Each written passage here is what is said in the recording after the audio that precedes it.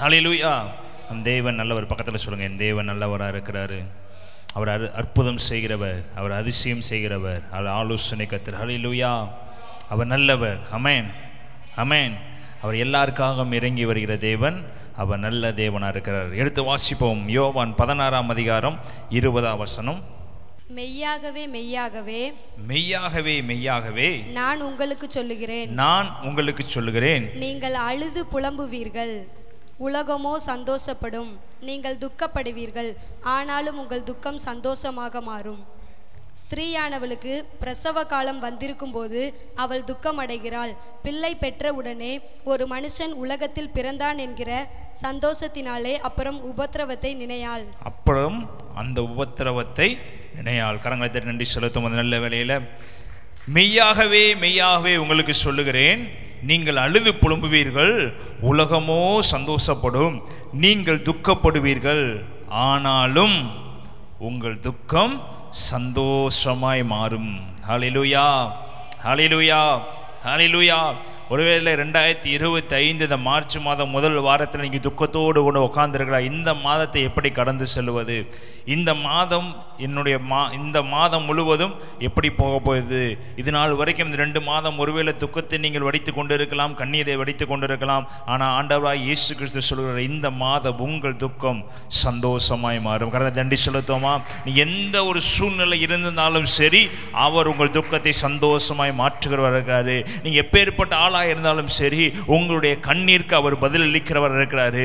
உங்க பிரச்சனைக்கு அவர் பதிலளிக்கிறவர் இருக்கிறாரு. உங்க தேவைகளை அவர் சந்திக்கிறவர் இருக்கிறாரு. நீங்க எந்த காரியத்துக்கு அமர்ந்திருக்கிறீர்கள் என்பது இயேசுவுக்கு தெரியும். நீங்க என்ன பிரச்சனையோடு உட்கார்ந்திருக்கிறீர்கள் என்பது என் இயேசுவுக்கு தெரியும். நீங்கள் என்ன போராட்டத்தோடு உட்கார்ந்திருக்கிறீர்கள் என்பதை என் இயேசு அறிந்திருக்கிறார். பக்கத்தில் சொல்லுங்க, உங்கள் துக்கத்தை இயேசு அறிந்திருக்கிறாரு. உங்க பிரச்சனையை இயேசு அறிந்திருக்கிறாரு. உங்களுடைய ப்ராப்ளத்தை எல்லாவற்றையும் தேவன் அறிந்திருக்க. அப்படினால உங்கள் துக்கத்தை அவர் சந்தோஷமாய் மாற்றுகிறவர். ஹல்லேலூயா, ஹல்லேலூயா. உலக மக்கள் உங்க துக்கத்தை பார்த்து சந்தோஷப்படுகிறார்களா? பக்கத்தில் சொல்லுங்க, உலகம் சந்தோஷப்படு, ஆனால் என் தேவன் ஒரு நாள் என் துக்கத்தை சந்தோஷமாக அவர் மாற்றுகிறவர் இருக்கிறாரு. அவர்கள் அழுது புலம்பத்தக்கதாக தேவன் என் துக்கத்தை அவர் சந்தோஷமாய் மாற்றுகிறவர். ஆமென், ஆமென். எழுதப்பட்டிருக்கிறது, மெய்யாகவே மெய்யாகவே நான் உங்களுக்கு சொல்லுகிறேன், மெய்யாகவே சொல்லுகிறேன். இந்த உலகத்தில் என்ன இருக்கிறது? துக்கங்கள், பாடுகள், போராட்டங்கள், வேதனைகள், இகழ்ச்சிகள், பொறாமைகள், ஒருவருக்கு ஒருவர் தாழ்த்துவது எல்லாமே இந்த உலகத்தில் இருக்குது. ஆனாலும் இயேசுவை ஏற்றுக்கொண்ட பிள்ளைகளுக்கோ அந்த துக்கத்தை எல்லாவற்றையும் ஒரு சந்தோஷமாய் மாற்றுகிறவர்கள். ஹல்லேலூயா, ஹல்லேலூயா, ஹல்லேலூயா. இதுக்கு ஒரு உதாரணத்தை தெளிவாக சொல்லியிருக்கிறார். ஸ்திரீயானவளுக்கு பிரசவ காலம் அறிந்திருக்கும் போது அவள் துக்கம் அடைந்திருக்கிறாள். பிள்ளை பெற்றவுடனே ஒரு மனுஷன் உலகத்தில் பிறந்தான் என்கிற சந்தோஷத்தினால் அப்புறம் உபத்திரவத்தை நினையாள். கர்ப்ப காலத்தை பற்றி உங்களுக்கு எல்லாத்துக்கும் தெரிஞ்சிருக்கும்.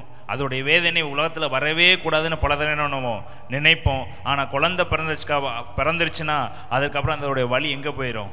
உலகத்தில் இல்லாமல் போயிடும். ஒரு தடவை அனுபவிச்சாலும் அந்த வலிக்கும் போது ரொம்ப மோசமாக இருக்கும். ஆனால் பிள்ளை பிறந்த அடுத்த நிமிடமே அந்த வலி எங்கே போயிடும்? இல்லாமல் போயிடும். பக்கத்தை சொல்லுங்க, அது போல உங்கள் துக்கம் இன்னைக்கு இருந்துச்சுன்னா அது இல்லாமல் போய்விடும். ஹல்லேலூயா, ஹல்லேலூயா, ஹல்லேலூயா, ஹல்லேலூயா. ஒரு பெண் கற்ப வேதனை படுகிறாள். அவள் பிள்ளை பெற்றவுடனே அந்த கற்ப வேதனை அவர் மறைந்து போகிறாள். அவளுக்கு கற்ப வேதனை முடிகிற வரைக்கும் அந்த துக்கம் அவளுக்கு பெரியதாக இருக்கிறது. எப்படி இதை பெற்றெடுக்க போகிற பயம் அவளுக்குள் இருக்கிறது. சுற்றி இருக்கிறவங்க இந்த வலியை பொறுத்து கொள்ள முடியாது, நான் தான் பொறுத்து கொள்ள வேண்டும் என்கிற எண்ணம் அவளுக்குள் இருக்கிறது. அதை ஏற்றுக்கொள்ள முடியவில்லை. ஆனாலும் இந்த பாதையை கடந்துதான் ஆக வேண்டும். உலகத்திற்கு ஒருவர் வர வேண்டும் என்றால் இந்த பாடுகளை பெற்றுதான் ஆக வேண்டும். உலகத்தில் உங்களுக்கு ஒரு குமாரர்கள் பிறக்க வேண்டும் என்றால் எல்லா ஸ்திரீகளும் வாழ்க்கையில் இந்த சம்பவத்தை பெற்றுக்கொண்டுதான் ஆக வேண்டும். அப்படி கஷ்டப்பட்டு பெற்றெடுத்தாதான் உலகத்தில் பிள்ளைகள் பிறக்கும். பிரியமானவர்களே, அதுபோல உங்க வாழ்க்கையில சந்தோஷம் வரணும்னா, உங்க வாழ்க்கையில பலவீனம் மாறணும்னா, பிசாசு ஏதாவது ஒரு வகையில பலவீனத்தை கொண்டு வந்து கொண்டுதான் இருப்பான். ஏதோ ஒரு வகையில போராட்டத்தை கொண்டு வந்து கொண்டுதான் இருப்பான். இப்ப நீங்க கற்ப வேதனை பட்டு கொண்டு இருக்கிறீங்க. ஆண்டவர் துக்கத்தை சந்தோஷமாய் மாற்றும் போது ஒரு நிமிடத்தில் எல்லாவற்றையும் மாற்றி போடுகிறார் இருக்கிறாரு. கற்ப வேதனை படுகிற மகளே, கற்ப வேதனை படுகிற மகனே, உங்களை பார்த்து கர்த்தர் சொல்றாரு, உங்கள் உங்களுக்குள்ள எல்லாவற்றையும் நான் திருப்பிக் கொள்வேன், உங்களுக்கு நான் அதிசயத்தை செய்வேன். உங்க வாழ்க்கையில துக்கம் இனி இருக்க போவதில்லை, பாடுகள் இனி இருக்க போவதில்லை. இந்த மார்ச் மாசம் ஆண்டவர் சொல்றாரு, உனக்குள்ள இருக்கிற எல்லாவற்றையும் நீக்கி போட்டு உங்கள் துக்கத்தை நான் சந்தோஷமாக மாற்றுவேன். உன்னை பார்த்து சிரித்தவர்கள் எல்லாவற்றுக்கும் முன்பதாக உங்கள் துக்கத்தை அவர் சந்தோஷமாய் மாற்றுகிறவராக இருக்கிறார். ஹல்லேலூயா, ஹல்லேலூயா. ஒரு பெரிய ஆசீர்வாதத்தை பெற்றுக்கொள்ளும்படியாக சில துக்கங்கள் நம் வாழ்க்கையில் வரும். பிரியமானவர்களே, ஒரு பெரிய இளைப்பாறுதலை பெற்றுக்கொள்வதற்கு முன்பதாக நம்முடைய வாழ்க்கைகள் துக்கம் வரும். பெரிய வாக்குத்தத்தத்தை நம்ம பெற்றுக்கொள்வதற்கு முன்பதாக நம்முடைய வாழ்க்கையில் சில துக்கங்கள் வரும். ஆனால் அதை நம்ம மேற்கொண்டு போகும்போது, அந்த பாடுகளின் மத்தியில் நம்ம கடந்து செல்லும் போது, அந்த காத்திருப்பின் காலத்தில் நம்ம காத்திருக்கும் போது, தேவன் மேல் பற்றுதலாக இருக்கும்போது, அது உங்கள் வாழ்க்கையில் சமாதானமாக மாற பண்ணுகிறவர் இருக்கிறாரு. அது உங்கள் வாழ்க்கையில் மேன்மையுள்ளதாக அவர் மாற பண்ணுகிறவர் இருக்கிறார். ஹல்லேலூயா, ஹல்லேலூயா. பக்கத்தில் சொல்லுங்க, நான் துக்கமாக இருக்கிறேன்னா தேவனுக்கு ஒரு பெரிய அற்புதத்தை வைத்திருக்காரு என்று அர்த்தம். என்னுடைய கண்களில் கண்ணீர் வடிந்து கொண்டு இருக்குதுன்னா தேவன் எனக்கு ஒரு பெரிய அதிசயத்தை செய்ய போறார் அர்த்தம். ஏன்னா அவர் ஆராய்ந்து முடியாத பெரிய காரியங்களையும் எண்ணி முடியாத அதிசயங்களையும் அவர் செய்கிறவராக இருக்கிறார். ஹல்லேலூயா, ஹல்லேலூயா, ஹல்லேலூயா. பக்கத்தில் சொல்லுங்க, உங்க துக்கத்துக்கு பின்பதாக ஒரு ஆனந்த களிப்பு இருக்குது, உங்க வேதனைக்கு பின்பதாக ஒரு சந்தோஷம் இருக்கிறது, உங்க போராட்டத்துக்கு பின்பதாக ஒரு செழிப்பு இருக்கிறது. அதுக்கு தாங்க இந்த கற்பத்தை குறித்து அவர் பேசியிருக்கிறாரு. ஒரு ஸ்திரியானவள் கற்ப காலத்தில் படுகிற வேதனை அடுத்த நாள் அதை யோசிக்கவே மாட்டா, அடுத்த மாதம் அதை யோசிக்கவே மாட்டா, அடுத்த வருடம் யோசிக்கவே மாட்டா. சொல்லுவாங்க, நான் கஷ்டப்பட்டு உன்னை பெற்றெடுத்தேன், தேவனுடைய மகிமையாக வைத்திருக்கான்னு சொல்லி சந்தோஷம் மாத்திரம் நம்ம கண்களுக்கு முன்பதாக இருக்கு, வேதனை கண்களுக்கு முன்பதாக இருக்காது. ஹல்லேலூயா, ஹல்லேலூயா. உலகப்பரமாக இருக்கிற நம்மளே இப்படி சொல்லும்போது ஆண்டவர் நமக்கு எப்படிப்பட்ட காரியங்களை வைத்திருப்பாங்க. நம்மளுடைய சந்தோஷத்தை மாத்திரம் அவர் பார்க்கிறவராக இருக்கிறாரு. நம்முடைய துக்கத்தை அவர் பார்க்கிறவர் இல்லை, நம்முடைய சந்தோஷம் ஆக வச்சு அதில் அவர் அகமகிழ்கிறவராக இருக்கார். ஹல்லேலூயா, ஹல்லேலூயா. பக்கத்தில் சொல்லுங்க, நீங்கள் துக்கப்படுறது தேவனுக்கு பிடிக்காது. ஒருவேளை நீங்கள் துக்கப்படுகிறீங்கன்னா ஒரு பொக்கிஷத்தை அவர் கொடுக்கறதுக்கு உங்களுக்கு ரெடியாக இருக்கிறாரு. அந்த பொக்கிஷம் விலையேறப்பட்டதாக இருக்கும். ஹல்லேலூயா, ஹல்லேலூயா. எடுத்து வாசிப்போம். யோபு 5ஆம் அதிகாரம் 9ஆம் வசனம் 10ஆம் வசனம் இப்படியாக எழுதப்பட்டிருக்கிறது. யோபு, ஆராய்ந்து முடியாத பெரிய காரியங்களையும் எண்ணி முடியாத அதிசயங்களையும் அவர் செய்கிறார். தாழ்ந்தவர்களை உயரத்தில் வைத்து துக்கிக்கிறவர்களை ரட்சித்து உயர்த்துகிறார். துக்கிக்கிறவர்களை ரட்சித்து உயர்த்துகிறார். ஒரு ஆராய்ந்து முடியாத பெரிய காரியங்களையும் எண்ணி முடியாத அதிசயங்களையும் அவர் செய்கிறாரு. அவர் எழுதப்பட்டிருக்கிறது, தாழ்ந்தவர்களை உயரத்தில் வைத்து துக்கிக்கிறவர்களை ரட்சித்து உயர்த்துகிறார். பக்கத்தில் சொல்லுங்க, நீ ஒருவேளை தாழ்ந்தவனா இருந்தாலும் அவர் உன்னை உயரத்தில் வைக்கிறவராக இருக்கிறாரு. ஒருவேளை நீ துக்கம் உள்ளவராக இருந்தேன்னா உங்களையும் அவர் உயரத்தில் வைத்து அழகு பார்க்கிறவராக இருக்கிற கடகத்தை நன்றி சொல்லுத்தோமா. நீ எந்த சூழ்நிலை இருந்தாலும் அவர் உங்களை உயரத்தில் வைத்து அழகு பார்க்கிறவர். ஹல்லேலூயா, ஹல்லேலூயா. இந்த உலகத்திலே அதிக வேதனை அனுபவிச்சவர் யோபு, அதிக பாடுகளை அனுபவிச்சவர் யோபு தன் சரீரத்தின் முழுவதும் புண்களால் பருக்களால் நிறைந்து தன் மனைவிக்கு முன்பதாக, தன் சகோதரருக்கு முன்பதாக, தன் வேலைக்காரர்களுக்கு முன்பதாக, சுற்றி இருக்கிற ஜனங்களுக்கு முன்பதாக அருவருக்கப்படுகிற பாத்திரமாய் மாற்றப்பட்டவன் யோபு. அந்த யோபு சொல்கிறாரு, நீங்க ஆராய்ந்து முடியாத பெரிய காரியங்களை என் வாழ்க்கையில செய்கிறவரா இருக்கிறீ, எண்ணி முடியாத அதிசயங்கள் என் வாழ்க்கையில செய்கிறவரா இருக்கிறீ, நீ உயர்ந்தவனை நீ தாழ்ந்தவனை உயர்முள்ளவனாய் மாற்றுகிறவரா இருக்கிறீ, நான் துக்கிக்கிற எல்லா காரியத்தையும் நீ எனக்கு உயர்வுக்கு நேராக கொண்டு போகிறவரா இருக்கிறீர். ஹல்லேலூயா, ஹல்லேலூயா, ஹல்லேலூயா. எந்த சூழ்நிலை இருந்தாலும் யோபு சொல்கிற வார்த்தை, தாழ்ந்தவர்களை உயரத்தில் வைத்து துக்கிக்கிறவர்களை ரட்சித்து நீர் என்ன பண்ணுகிறவரா இருக்கிறீர், உயர்த்துகிறவரா இருக்கிறீர். பக்கத்தில் சொல்லுங்க, உங்கள் துக்கம் சந்தோஷமாய் மாறு, உங்கள் துக்க நாட்கள் முடிந்து போகு, எல்லாவற்றையும் தேவன் பார்த்து கொண்டிருக்கிறார். ஹல்லேலூயா, ஹல்லேலூயா. தீர்க்கதரிசனமா சொல்லுங்க, இந்த மாசம் எனக்கு எல்லாத்தையும் தேவன் வாய்க்க பண்ணுகிறவராக இருக்கிறாரு. இந்த மாசம் என் தலையை அவர் உயர்த்துகிறவராக இருக்கிறாரு. இந்த மாசம் என் தேவைகளை அவர் சந்திக்கிறவராக இருக்கிறாரு. என்னுடைய காரியங்கள் எல்லாவற்றையும் அவர் கரங்களில் கொடுத்துட்டேன். ஹல்லேலூயா, ஹல்லேலூயா, ஹல்லேலூயா. சில துக்கங்கள் தேவன் ஒரு பெரிய ஆசீர்வாதத்துக்காக மறைத்து வைக்கிறவர் இருக்கிறாரு. சில பாடுகள் தேவன் ஒரு பெரிய ஆசீர்வாதத்தை நம்ம கொடுக்கும்படியாக சில இடங்களில் அவர் மறைத்து வைத்து, சில வார்த்தைகளை நம் மத்தியில் வெளிப்படாமல் வைத்திருந்து, ரகசியங்களை அவர் வெளிப்படுத்தாமல் வைத்திருந்து பின்பதாக நம்ம சந்தோஷம் ஆகும்படி செய்கிறவர் இருக்கிறார். ஆமென், ஆமென். சில வாக்கு தத்தங்கள் நம்ம ஜெபித்து கொண்டிருப்போம், வாக்கு தத்தங்கள் வாழ்க்கையில் வர மாட்டேங்கிறது. சில காரியங்களுக்கு நம்ம ஜெபித்து கொண்டிருப்போம். இதற்கு ஏதாவது ஒரு தீர்க்கதரிசனம் எனக்கு தெரிந்தால் பரவாயில்லை, ஏதாவது ஒரு வசனத்தின் மூலியமா ஆண்டவர் பேசினா பரவாயில்லை, நான் இப்போ துக்கத்தோடு இருக்கிறேன், இந்த துக்கத்துக்கு பதிலாக எனக்கு ஒரு ஆறுதலான ஒரு வசனத்தை சொன்னால் பரவாயில்லை, ஒரு தேடுதலான வசனத்தை எனக்கு காண்பித்தால் பரவாயில்லை, யாராவது ஒரு வாயிலிருந்து ஒரு தீர்க்கதரிசன வார்த்தை வந்து என் துக்கத்தை மாற்றிவிடாதா, என்னுடைய போராட்டத்தை மாற்றிவிடாதா, ஒரு இமை பொழுது எனக்கு ஒரு சந்தோஷம் கிடைக்காதா என்று அநேகர் வார்த்தைகளை தேடிக்கொண்டிருக்கிறோம், அநேகர் வசனத்தை தேடிக்கொண்டிருக்கிறோம், அநேகர் பல பல ஊழியக்காரங்களை நாடிக்கொண்டிருக்கிறோம். எதற்காக நாடிக்கொண்டிருக்கிறோம்? ஏதாவது ஒரு சின்ன வசனத்தை, அவர்கள் எனக்கு சந்தோஷமான வசனத்தை சொல்லிவிட மாட்டார்களா என்று அனுதினமும் என்ன பண்ணி கொண்டிருக்கிறோம்? தேடிக்கொண்டிருக்கிறோம். தேடுகிற யாரை தேடணும்? ஆண்டவராக இயேசு கிறிஸ்துவை தேடணும்னா அதற்கு பதில் வரும். சில காரியங்களை தேவன் நமக்கு மறைக்கிறவராக இருக்கிறாரு. அதற்கு மறைக்கிறதுக்கு காரணம் அவர் நம்மளை உயர்ந்த அடைக்கிறதை உட்கார பண்ணுகிறதுக்காக சில வாக்கு தத்தங்களை அவர் நமக்கு மறைத்து கொண்டிருக்கிறார். ஆமென், ஆமென். எல்லா காரியத்தையும் அவர் ஓப்பனாக சொல்லுகிறவர் தான், எல்லா இடத்திலும் அவர் உண்மையை சொல்லுகிறவர் தான். முன்னாடியே வாக்கு தத்தத்தை கொடுத்து உங்களை இதன்படி நடத்துவேன் என்று எல்லாத்துக்கும் வாக்கு தத்தத்தை கொடுப்பாரு. சில இடங்களில் துக்கமான காரியங்களில் வாக்கு தத்தத்தை கொடுக்க மாட்டாரு. அதன் பாதையில் நம்ம நடக்கப்பட்டு பின்பதாக அவர் மகிமையில் நம்மளை ஜொலிக்க பண்ணுகிறார். ஹல்லேலூயா, ஹல்லேலூயா. எடுத்து வாசிப்போம். ஆதியாகமம் 37ஆம் அதிகாரம் 32ஆம் வசனத்திலிருந்து 35ஆம் வசனம் வரையும் வாசிப்போம். அவர்கள் யோசேப்பின் அங்கியை எடுத்து ஒரு வெள்ளாட்டுக்கடாவை அடித்து அந்த அங்கியை இரத்தத்திலே தோய்த்து பலவருணமான அந்த அங்கியை தங்கள் தகப்பனிடத்துக்கு அனுப்பி, இதை நாங்கள் கண்டெடுத்தோம், இது உம்முடைய குமாரன் அங்கியோ அல்லவோ பாரும் என்று சொல்லச் சொன்னார்கள். யாக்கோபு அதை கண்டு, இது என் குமாரனுடைய அங்கிதான், ஒரு துஷ்ட மிருகம் அவனை பட்சித்து போட்டது. யோசேப்பு பீருண்டு போனான் என்று புலம்பி தன் வஸ்திரங்களை கிழித்து தன் அறையிலே ரட்டு கட்டி கொண்டு அநேக நாள் தன் குமாரனுக்காக துக்கம் கொண்டிருந்தான். அவனுடைய குமாரர் குமாரத்திகள் எல்லாரும் அவனுக்கு ஆறுதல் சொல்ல வந்து நின்றார்கள். ஆனாலும் அவன் ஆறுதலுக்கு இடங்கொடாமல் தான் துக்கத்தோட என் குமாரனிடத்தில் பாதாளத்தில் இறங்குவேன் என்றான். இவ்விதமாய் அவனுடைய தகப்பன் அவனுக்காக அழுது கொண்டிருந்தான். அழுது கொண்டிருந்தான். இந்த சம்பவம் எல்லாத்துக்கும் தெரியும். யாருங்க இது? யாக்கோபு. யாருக்காக துக்கித்து கொண்டிருக்கிறாரு? யோசேப்புக்காக துக்கித்து கொண்டிருக்கிறாரு. யோசேப்பு என்ன செய்தார்கள்? தன் சகோதரர்கள் எல்லாரும் அவனை அடித்து ஒரு குழியில் தள்ளிவிட்டு அவனுடைய வஸ்திரத்தை கிழித்து ஒரு ஆட்டோடு இரத்தத்தை அந்த வஸ்திரத்தில் தெளித்து உன் மகன் இறந்து விட்டான் என்று சொல்லி யாக்கோப்பு இடத்துல என்ன பண்ணுறாங்க? காண்பிக்கிறாங்க. காண்பித்த உடனே யாக்கோப்புக்கு என்ன ஆயிடுச்சு? இது என்னுடைய மகனோட வஸ்திரம்தான், இதில் என்ன இல்லை, மாற்றம் இல்லை. அந்த வசனம் தெளிவு எழுதப்படுறதுக்கு பல வர்ணமான அந்த அங்கியை தங்கள் தகப்பனிடத்தில் அனுப்பி, இதை நாங்கள் கண்டெடுத்தோம், இது உம்முடைய குமாரன் அங்கியோ அல்லவோ பாரும் என்று சொல்ல சொன்னார்கள். யாக்கோபு அதை கண்டு, இது என்னுடைய குமாரனுடைய அங்கிதான், ஒரு துஷ்ட மிருகம் அவனை பட்சித்து போட்டது.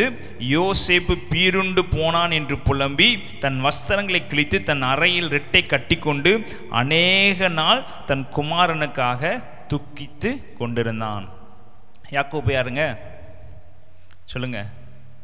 இரு பரிவாரங்களை உடையவனாயிருந்தவன். யாக்கோப்புடைய வம்சங்கள் மிகவும் ஆசீர்வதிக்கப்பட்ட வம்சங்கள். யாக்கோப்பு தேவனை முகமுகமாய் பார்த்தவன், தேவனோடு போராடி ஜெயித்தவன். இரவு முழுவதும் தேவனோடு போராடி நீ ஆசீர்வதித்தால் ஆசீர்வதியும் என்று சொல்லி, ஏன்னா போராடி ஜெயித்தவனுடைய நிலைமை எப்படிப்பட்ட நிலைமை இருக்குதுன்னா, துக்கமான ஒரு நிலைமை. எப்படிப்பட்ட நிலைமை? துக்கமான ஒரு நிலைமை. தான் மிகவும் நேசித்த ஒரு குமாரன் என்ன பண்ணிவிட்டாரு? இறந்து விட்டார் என்று தன் சகோதரர்கள் சொல்றாங்க. இது உன்னுடைய குமாரனுடைய துணிதானா?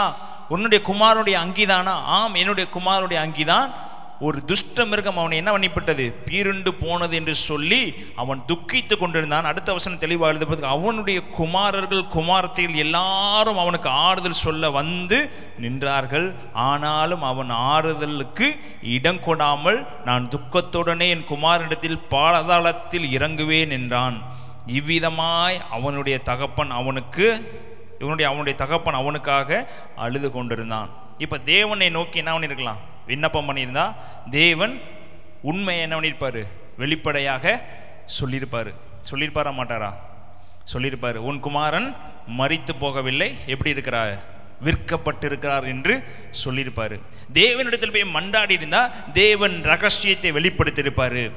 பிதாவாகிய தேவன் எந்த இடத்திலையும் பொய்யை மறைக்கிறவர் அல்ல, உண்மையை உண்மையாக சொல்லுகிறவர். தன் பிள்ளைகள் அழுகிறதை அவர் பார்க்கிறவர் அல்ல. தன்னுடைய சகோதரர்கள் எல்லாரும் இந்த காரியத்தை செய்துவிட்டு வரும்போது யாக்கோபுக்கு தேவன் என்ன பண்ணியிருக்கலாம், வெளிப்படுத்தியிருக்கலாம். இப்போ கேயாசி ஒரு தவறு பண்ணாரு, போய் நாகமான்ட்ட போய் இருக்கிற எல்லா நகைகளையும் பணங்களையும் வாங்கிட்டு வருவதற்கு முன்பதாகவே எலிசாவுக்கு வெளிப்படுத்தி விட்டாரு. இவன் என்னத்துக்கு அடிமையாயிட்டான், பணத்துக்கு அடிமையாகிட்டான் என்று தேவன் வெளிப்படுத்தின தேவன் யாக்கோபுக்கோ சொல்லுங்க, யாக்கோபுக்கோ இப்ப தேவன் நல்லவரா கெட்டவரா? பக்கத்துல சொல்லுங்க. பைபிள்ல எல்லாத்துக்கும் ஒரு காரியத்தை வெளிப்படுத்திட்டாரு. சவுல் பாவம் பண்றதுக்கு முன்பதாகவே சவுல் மறைத்து வைத்த காரியத்தை எல்லாம் யாருக்கு வெளிப்படுத்தினாரு? சாமுவேலுக்கு வெளிப்படுத்தினாரு. இவன் ஒன்றுக்கும் ஆகாதவை எல்லாவற்றையும் வெட்டி போட்டுட்டு நலமானதையும் செழிப்பானதையும் என்ன பண்ணிட்டான், எடுத்துட்டு வந்துட்டான். எனக்கு அது மனஸ்தாபமா இருக்கிறது, இவனை நான் என்ன பண்ணிட்டேன், புறக்கணித்து விட்டேன் என்று சொல்லி சாமுவேல் தேவன் சொல்லுகிறாரு, இவனை என்ன பண்ணிட்டேன், ராஜாவாக இருக்கிறதை தள்ளிவிட்டேன். அப்ப தேவன் நடக்கிற காரியத்தை தன் ஊழியக்காரனுக்கு வெளிப்படுத்துகிறார்கள். பக்கத்தில் சொல்லுங்க, வெளிப்படுத்துவாரா? வெளிப்படுத்துகிறது. ஏன் யாக்கோபுக்கு வெளிப்படுத்தவில்லை சொல்லுங்க? ஏன் யாக்கோபுக்கு? அவன் ஒரு நாள் 2 நாள் அல்ல, பல வருடங்கள் துக்கித்து கொண்டிருக்கிறான். எத்தனை வருடங்கள் துக்கித்து கொண்டிருக்கான் அடுத்து நான் சொல்லுகிறேன். பல வருடங்கள் அவருடைய மனதில் ஆழத்தில் போனது ஒரே ஒரு காரியம். என்ன காரியம்? தன்னுடைய மகன் இறந்து விட்டான். தன்னுடைய மகன் தேவன் என்ன பண்ணிட்டாரு, எடுத்து விட்டாரு. குமாரர் எல்லாரும் அங்கேயே கொடுத்த உடனே அவனுக்கு விசுவாசம் இல்லாமல் போனது. அவன் தேவனிடத்தில் முறையிடுவது நின்று போனது. அவன் தேவனை நோக்கி விண்ணப்பம் பண்ணுவது நின்று போனது. அவனுடைய வாழ்க்கையில் துக்கம் வந்ததுக்கு அப்புறம், அவனுடைய வாழ்க்கையில் வேதனை வந்ததுக்கு அப்புறம், தாயும் தகப்பன் அவனை துரத்தி விடும் போது இந்த துக்கம் வரவில்லை. அவன் வனாந்தத்தில் அலைந்து திரியும் போது துக்கம் வரவில்லை. அவன் கிழங்கை எடுத்து உட்கார்ந்திருக்கும் போது துக்கம் வரவில்லை. அவன் லாபான் வீட்டில் அடிமையா இருக்கும் போது துக்கம் வரவில்லை. ஆனால் தனக்குள் இருக்கிற ஒன்று, தேவன் தனக்கு கொடுத்த ஒன்று இப்ப இறந்து விட்டது என்று தெரியும் போது அவனுடைய ஆவி பிரிந்த அளவுக்கு, நான் அவனோடு கூட பாதாளத்தில் இறங்க வேண்டுமானாலும் இறங்குறதுக்கு நான் ரெடி என்று சொல்லுகிற அளவுக்கு மனது உடைந்த சூழ்நிலை யாக்கோபு உட்கார்ந்து இருக்கிறான். இப்பேற்பட்ட சூழ்நிலையில் தன்னுடைய மகன் உட்கார்ந்து இருக்கிறதை தேவன் பார்த்து கொண்டு இருந்தார். அதர் யாக்கோபுக்கு தேவன் எந்த காரியத்தையும் வெளிப்படுத்தவில்லை. பிரியமானவர்களே, இதே போலதான் அநேகர் வாக்குத்தத்தத்தை எதிர்பார்த்து உட்கார்ந்திருந்து, சில காரியங்களை எதிர்பார்த்து உட்கார்ந்திருந்து தேவன் அவரை பார்த்து கொண்டு அமைதியா இருக்கிறார் என்றால், ஒரு ராஜாவை உருவாக்குவதற்காக, ஒரு அதிகாரியை உருவாக்குவதற்காக ஒரு யோசேப்பை கொண்டு போய் ஒரு அதிகாரியை உட்கார வைக்கிறதுக்கு ஒரு ரீசன் இருக்கிறதுனால தான் தேவன் சில வார்த்தைகளுக்கு அமைதியாக உட்கார்ந்திருக்கிறார். நன்றி சொல்லுதோமா? தேவன் உங்களுடைய வாழ்க்கையில் ஒரு காரியத்தை, சித்தத்தை உருவாக்க வேண்டும் என்றால் சில காரியங்களை தேவன் மறைக்கிறவராக இருக்கிறாரு. அந்த மறைக்கிறதுக்கான காரியம் பிறகு அது சந்தோஷமாக மாற்றப்படும் என்று தேவனுக்கு தெரியும். ஹல்லேலூயா, ஹல்லேலூயா, ஹல்லேலூயா. பாவம் பண்ணுகிறவர்களை அவர் காட்டி கொடுத்தாரு, பணத்துக்கு நேராக ஓடுனவர்களை காட்டி கொடுத்தாரு. ஆனா யோசேப்பை தேவனே கொண்டு போய் பார்வோனுக்கு அடியில் உட்கார வச்சாரு. ஏனென்றால் அவனை அதிகாரியாக மாற்ற வேண்டும். அவன் அதிகாரியா உருவாக்குற காலம் மறுகிற வரைக்கும் என் மகன் துக்கத்தில் இருந்தாலும் பரவாயில்லை, யாக்கோபு வேதனையில் இருந்தாலும் பரவாயில்லை, யாக்கோபு கண்ணீரோடு இருந்தாலும் பரவாயில்லை, ஒரு நாள் நான் கொண்டுட்டு போவேன். அப்பொழுது அவனுடைய ஆவி உயிர்ப்பித்து எழும்புவான். அப்பொழுது அவன் மகன் மகிழ்ச்சி ஆமா என்று சொல்லி அவன் துக்கத்தை தேவன் பார்த்து கொண்டே இருந்தாரு. இவன் மாத்திரம் துக்கப்படவில்லை. அங்கே பார்த்தா யோசேப்புடைய வாழ்க்கையிலும் துக்கம் தான் இருந்தது. யோசேப்பு போன இடத்துல எல்லாம் அடிமையா தான் இருந்தான். தகப்பன்கிட்ட இருக்கும்போது மிகவும் ஐஸ்வர்யமானாய் வாழ்ந்தான். தகப்பன்கிட்ட இருக்கும்போது செல்ல பிள்ளையா வாழ்ந்து கொண்டிருந்தான்.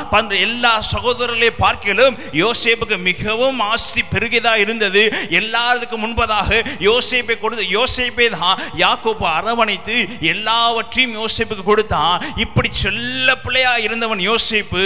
ஆனா என்னத்தை அனுபவித்துக் கொண்டிருக்கிறான்? துக்கத்தை அனுபவித்து. மகத்தை சொல்லுங்க, துக்கம் சந்தோஷமாக மாறும். அதினதின் காலத்தில் அதினதின் காரியத்தை தேவன் செய்ய வல்லவராக இருக்கார். நன்றி சொல்லுத்தும் அது நல்ல வேலையில். ஹல்லேலூயா, ஹல்லேலூயா. ஆபிரகாமின் தேவன், ஈசாக்கின் தேவன், அடுத்து யாருடைய தேவன்? யாக்கோபின் தேவன் யாக்கோபை சந்தோஷமா வைக்கல, சில காலங்கள் துக்கத்தோடு வச்சிருந்தாரு. அந்த துக்கம் எதுக்குன்னா அடுத்து தலைமுறைகளை உருவாக்கும்படியாக சில துக்கத்தை கர்த்தர் வைத்திருந்தார். உங்களுக்கு கர்த்தர் சொல்றாரு, உங்க வாழ்க்கையில துக்கம் இருக்குதா? நீங்க அதிக நாள் வேதத்தை புரட்டி உங்களுக்கு தொடுகிறமான வசனம் உங்களுக்கு வராமல் இருக்கிறதா? இல்ல அடுத்து எனக்கு என்ன காரியத்தை செய்ய போறீங்க அதை தீர்க்கதரிசனம் சொல்லுவாங்களா? அதன்படி நான் நடக்க விரும்புகிறேன். ஆனா எங்க நான் ஓடினாலும் எனக்கு வசனம் தென்பட மாட்டேங்கிறது, எங்க போனாலும் எனக்கு தெளிவான வார்த்தை வரமாட்டேங்கிறது. அநேக வார்த்தையை நான் கேள்விப்படுகிறேன், அந்த வார்த்தை இன்னும் என் வாழ்க்கையில் நிறைவேறவில்லை என்ற ஒரு துக்கம் வாழ்க்கையில் இருக்கிறதா? பக்கத்துல சொல்லுங்க, உங்களை உருவாக்கி கொண்டிருக்கிறாரு, உங்களுக்கு ஒரு பெரிய அற்புதத்தை வச்சிருக்கிறாரு. காலங்கள் வரும்போது உங்கள் துக்கத்தை அவர் சந்தோஷமாய் மாற்றுவார். ஹல்லேலூயா, ஹல்லேலூயா, ஹல்லேலூயா. அப்ப யாக்கோபுக்கு தேவன் நியமிச்சிருந்தாரு. தேவன் தன் சகோதரர்களுக்கு தெரியும். யாருக்கு தெரியும்? யோசேப்போட இப்ப தன்னுடைய தகப்பன் சாம்பலை தலையில போட்டுக்கொண்டு யார் என்ன ஆறுதல் சொன்னாலும் ஆறுதலுக்கு இடம் கொடாமல் அழுது புலம்பி கொண்டு இருக்கிறான். அப்ப சுற்றி இருக்கிறவங்க என்ன பண்ணி தான் கொண்டுதான் இருந்தாங்க? உண்மை தெரிந்தவர்கள். மற்றவங்களை சொல்லல. யார் தெரிந்தவங்க? உண்மை. கூட பிறந்த ஒரு சகோதரர்களுக்கு என்ன தெரியும்? உண்மை. என்ன பண்ணணுங்கிறது உண்மைக்கு கண்டிப்பா என்ன ஆகும்? தெரிஞ்சிருக்கும். கண்டிப்பா அவங்க சுற்றி இருக்கவங்களுக்கு ஒரு சில பேத்துக்கு என்ன பண்ணியிருப்பாங்க? சொல்லியிருப்பாங்க. 2 பேத்துக்கு ஒருத்தருக்கு தெரிஞ்ச உண்மை 2 பேத்துக்கு தெரிஞ்சாவே ஊருக்கே பரப்புவாங்க. 2 பேர் தாண்டி 3 பேத்துக்கு ஒரு விஷயம் போயிடுச்சுன்னா அதை என்ன பண்ண கட்டுப்படுத்தவே முடியாது. அது ஊருக்கே என்ன ஆயிரும்? பரவிடும். அந்த சகோதரர்கள் ஒற்றுமையை பாருங்க.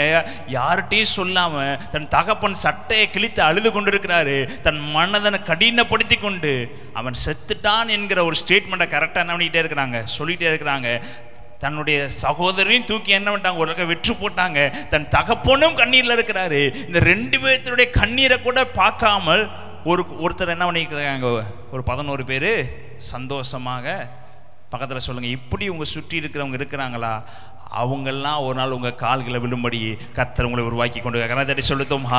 உங்களை பார்த்து ஏளனமா சிரிச்சவங்களாம், உங்களை பார்த்து கேவலமா பேசினவங்களாம், தன் தகப்பன் அழுகிறதை பார்த்து மனதை கடினப்படுத்திட்டு இருந்தவங்களாம், தன் சகோதரனை விற்று தன்னுடைய மனதை கடினப்படுத்திட்டு இருந்தவங்களாம் முடிவு எப்படிதான் இருந்தது? தன்னுடைய சகோதரருடைய கால்களை விழுந்து நாங்கள் பாவம் செய்து விட்டோம், நாங்கள் உண்மை விற்று விட்டோம் என்று சொல்லி காலில் விழுகிற நிலைமைக்கு உங்களை பார்த்து சந்தோஷப்படுகிறவங்க, உங்களை பார்த்து உங்களை கேவலப்படுத்துறவங்க, நீங்க நல்லாவே இருக்க மாட்டேன்னு சொல்றவங்களாம் ஒரு நாள் எனக்காக ஜோமன் என்று சொல்லி உங்கள் பாதத்தில் விழுகிற நாட்களை கர்த்தர் மாற்றுவார். என்னடி சொல்லுதோமா? ஆதியாகமம் 45ஆம் அதிகாரம் 27ஆம் வசனம் வாசிங்க. என்ன நடக்கிறது? ஆதியாகமம் 45ஆம் அதிகாரம் 27ஆம் வசனம். அவர்கள் எகிப்திலிருந்து போய் கானான் தேசத்திலே தங்கள் தகப்பனாகிய யாக்கோபினிடத்தில் வந்து யாருங்க இவங்கெல்லாம்? யோசேப்புனுடைய சகோதரர்கள், யாக்கோபினுடைய பிள்ளைங்கள். இப்போ சட்டை கிழித்து அழிந்து கொண்டிருக்கும் போதும் இந்த சகோதரர்ல தான் கூட இருந்து சொன்னாங்க, யோசேப்பு இறந்து விட்டான், அவன் மரித்து போனான். ஒரு விலங்கு வந்து என்ன ஆயிடுச்சு? அவனை அடிச்சு விட்டு போயிடுச்சு. நாட்கள் கொஞ்ச நாட்கள் தான் வந்துச்சு, கொஞ்சம் வருடங்கள் தான் கடந்து போச்சு.